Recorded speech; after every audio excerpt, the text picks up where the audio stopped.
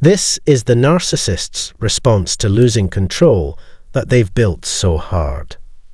Alright, everyone, it's time for another episode where we dive into the world of narcissists. Today, I want to jump right into a topic that's essential for anyone dealing with narcissists. What happens when a narcissist loses control over someone they've been manipulating? From my own personal experiences, I've come to understand that narcissists are deeply emotionally fragile individuals who, despite their outward arrogance and self-importance, harbor a dark and harmful agenda.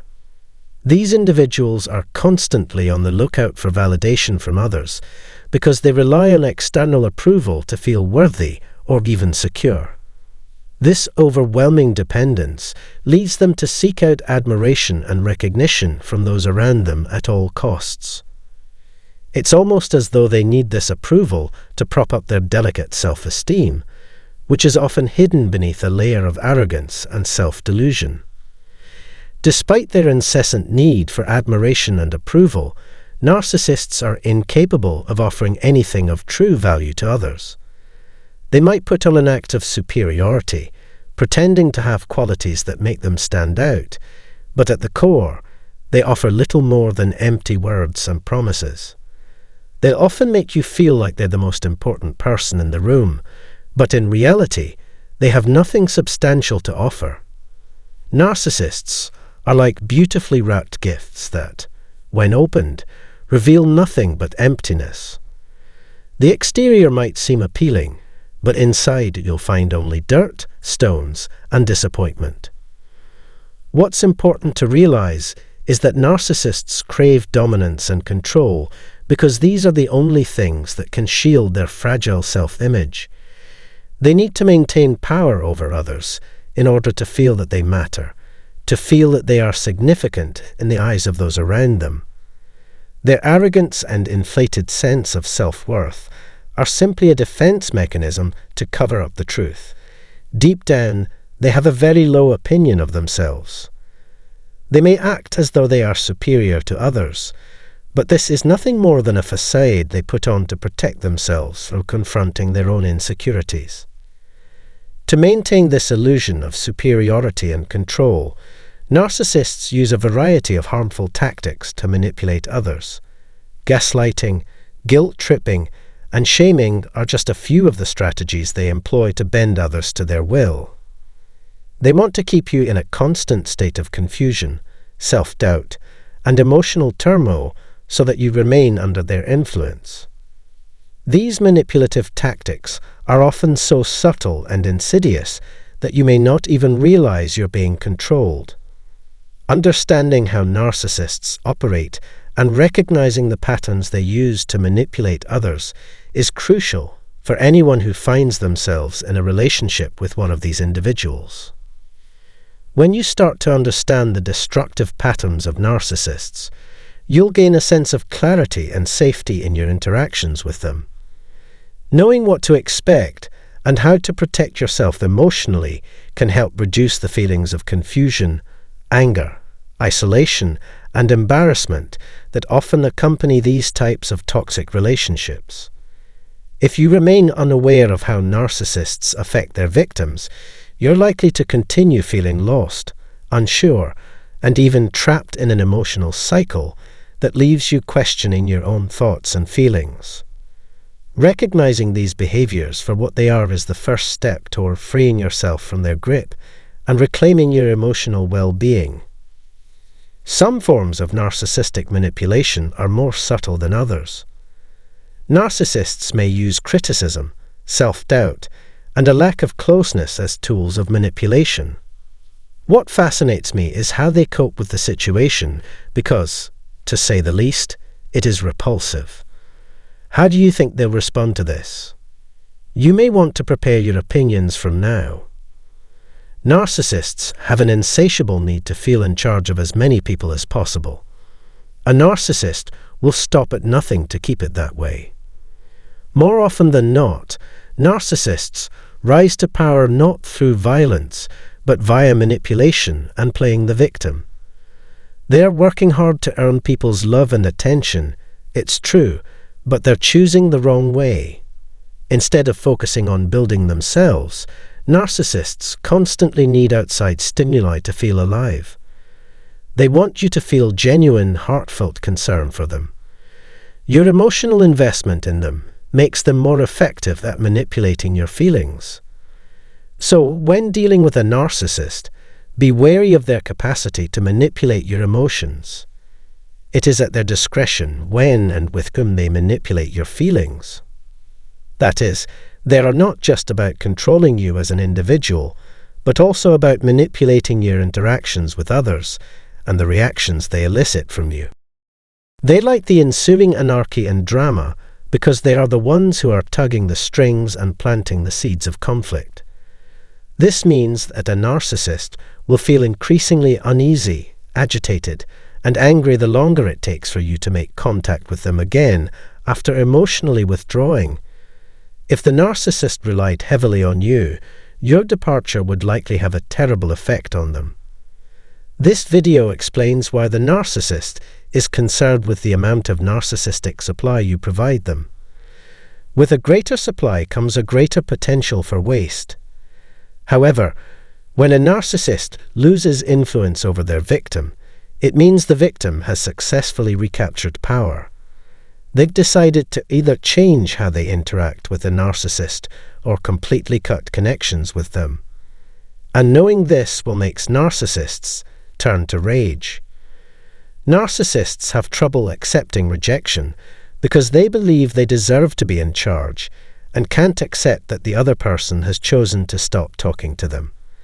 If the narcissist loses control of their supply, no matter how small, they will feel threatened.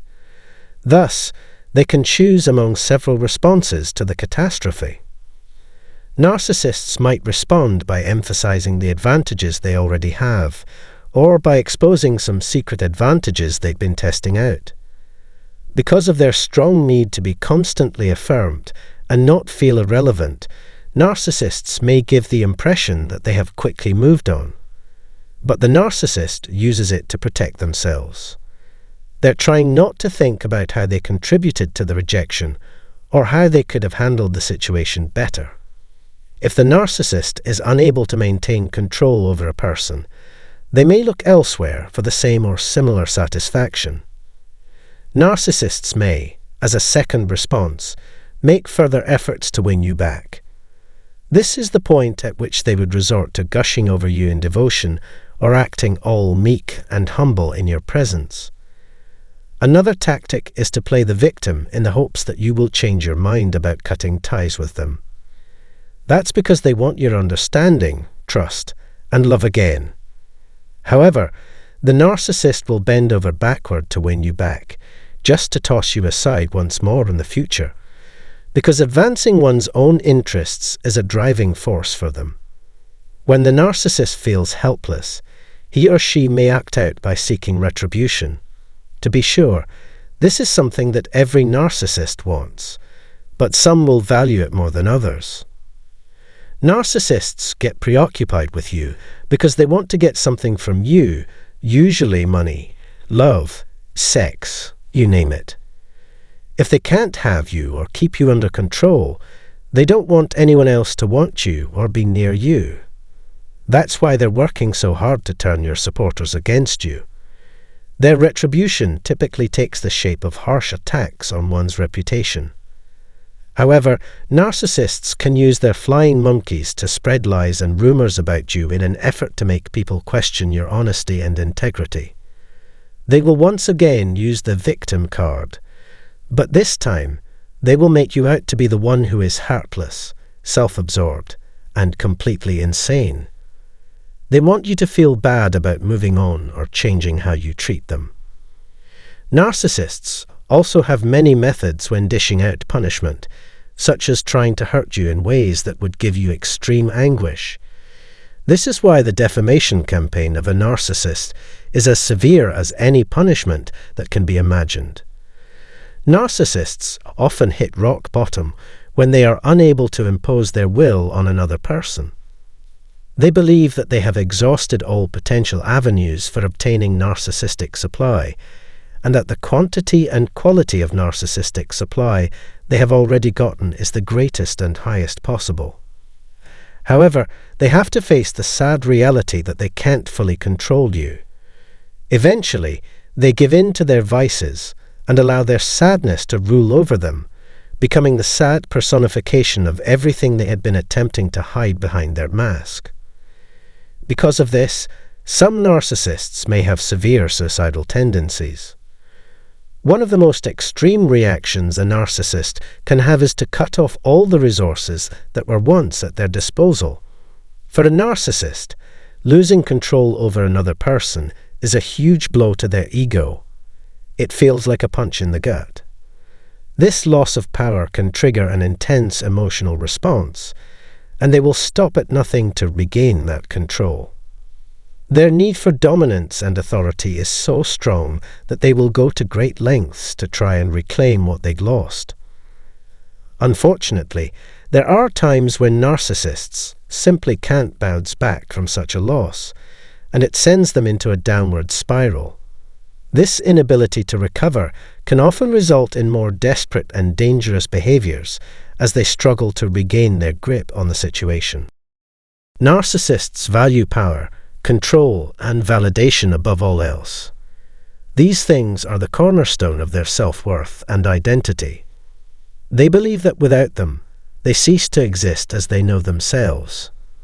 Therefore, if we are ever to heal and find true happiness, it's essential that we remove these toxic individuals from our lives. It's not easy, but it is necessary for our own emotional and mental well-being. I'm really looking forward to hearing your thoughts on this, as I'm sure that many of you have had different experiences or perspectives when it comes to dealing with narcissists. Everyone's journey is unique, and I'd love to hear how you've handled situations like this. How did the narcissist react when they realized they could no longer control you? Did they respond with anger, manipulation, or even a sense of defeat? Or perhaps they turned to another source of supply, finding someone else to control and manipulate. Did they become fixated on you, developing an unhealthy obsession with seeking revenge or trying to regain the power they once had over you? It's possible that, in their mind, they saw losing control as a catastrophic failure, and they may have even hit rock bottom emotionally. These are all valid responses from a narcissist, and I'm sure each of you has witnessed or experienced a different manifestation of their reaction. Please take a moment to share your experiences and insights in the comments section below. Your input is incredibly valuable, and I believe that discussing these reactions can help us all gain a deeper understanding of narcissistic behavior and how to cope with it. That's all I have to share for now, but before you go, please consider giving this video a like if you found the information helpful. Also, feel free to share it with anyone who may benefit from the content. I truly appreciate you taking the time to watch and engage. Your time and attention mean a lot to me, and I'm grateful for your support. Thank you again for being here. Can no contact kill a narcissist forever? Hey everyone! Welcome back to the Narcissist Exposed channel. If you're new here, we're all about exploring deep, thought-provoking topics, so you've come to the right place. Today, we're diving into something that's on the minds of many people who've had encounters with narcissists. The question we're tackling is, can no contact kill a narcissist forever? This is a complex and emotionally charged topic, and I'm sure it's one that resonates with many of you. So, let's dig into it and unravel the layers of this fascinating subject. First off, it's important to clarify that when we talk about killing a narcissist in the context of no contact, we're not referring to any physical harm or violence. What we're really asking is whether the strategy of going no contact can effectively eliminate a narcissist's influence, control, or impact on your life. Narcissists thrive on attention, manipulation, and control, so when you remove yourself from their reach, It feels to them like losing a vital source of energy. It's like cutting off their supply of what they need to survive emotionally. Going no contact is often described as one of the most effective ways to deal with a narcissist, and for good reason. Narcissists are incredibly skilled at getting under your skin, making you question your reality, and keeping you entangled in their web of manipulation. The minute you decide to step away and stop feeding their ego, you're disrupting the very foundation of their existence. No contact can be a powerful move, but does it really kill the narcissist forever? The answer is both yes and no, and here's why. When you go no contact, you essentially remove the narcissist's ability to exert control over you. This is a critical blow to their ego. Narcissists often rely on their ability to manipulate and dominate others as a way to validate their own sense of self-worth. Without someone to control or manipulate, they're left to face a void that they've spent their entire lives trying to fill. In a way, going no contact forces the narcissist to confront their own emptiness, their lack of true identity, and their deep-seated insecurities. This can feel like a death of sorts for the narcissist because it strips away the very things they need to feel alive. However, while no contact can significantly weaken a narcissist's hold on you and force them to confront their inner demons, it doesn't necessarily kill the narcissist in a literal or permanent sense. Narcissists are incredibly resilient in their own twisted way. They have an uncanny ability to bounce back, often by finding new sources of supply, new people to manipulate, control, and feed off of. When one source of supply dries up, they're quick to seek out another. This is why it's so important to understand that while no contact can protect you from a narcissist's influence, it doesn't magically transform the narcissist into a better person or make them disappear from the world altogether. The impact of no contact on a narcissist can vary depending on the individual. Some narcissists may become enraged, feeling rejected and abandoned. They might lash out in various ways, trying to punish you for daring to cut them off. This can manifest as smear campaigns, attempts to sabotage your life, or even efforts to reel you back in through hoovering. Those insincere attempts to win you back with promises of change and remorse. In these cases, it's crucial to stay strong and maintain your boundaries, because giving in to their tactics only reopens the door to their toxic influence. Other narcissists might respond to no contact by quickly moving on to a new target. These narcissists are often the more predatory type, who see people as interchangeable sources of supply. For them, no contact is less about you and more about the loss of control and validation they were getting from you. They might initially try to regain control, but if that fails, they'll often cut their losses and seek out someone new. This can give the illusion that they've moved on, but in reality, they're just repeating the same destructive cycle with a new victim. So, can no contact kill a narcissist forever? In terms of killing their influence over you, yes, absolutely. No contact is one of the most effective ways to protect yourself from the ongoing emotional abuse and manipulation that narcissists are so skilled at inflicting. By cutting off communication, you deprive them of the opportunity to gaslight you, manipulate your emotions, or control your actions. You regain your power, your sense of self, and your peace of mind.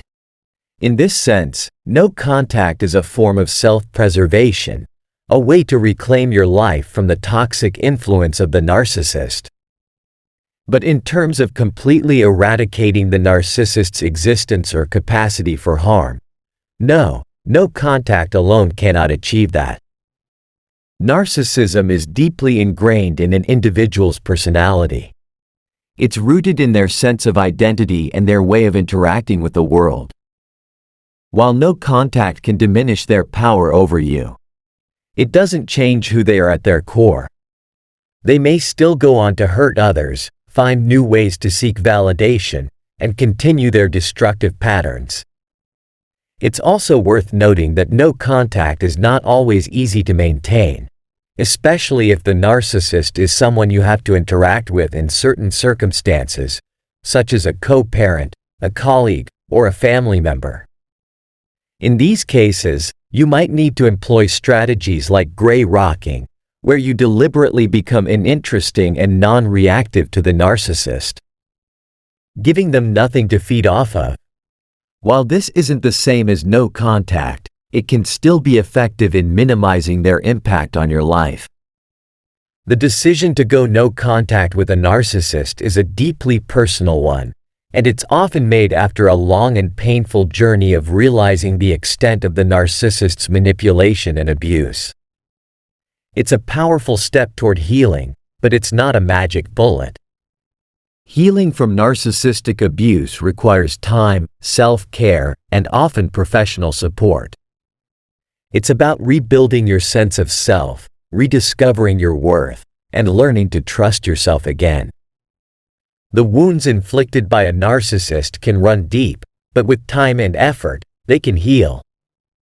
For the narcissist, however, the impact of no contact can be profound, but it rarely leads to any real change or self-improvement. Narcissists are notoriously resistant to self-reflection and personal growth. Their entire identity is built on a fragile ego that they protect at all costs, often by blaming others for their problems and refusing to acknowledge their own flaws. While no contact can disrupt their control and force them to confront their own emptiness, it doesn't kill the narcissist in the sense of transforming them into a better person. In conclusion, while no contact is a powerful tool for protecting yourself and regaining control over your life, it doesn't have the power to permanently kill a narcissist. What it does do is create a space where you can heal, grow, and thrive without the toxic influence of the narcissist weighing you down. It's a step toward freedom, peace, and self-empowerment.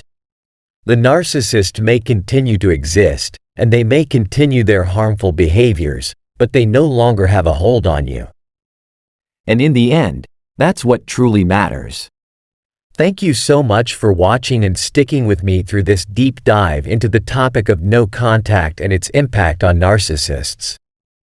I hope this discussion has given you some valuable insights and perhaps even some peace of mind if you're dealing with a narcissist in your own life.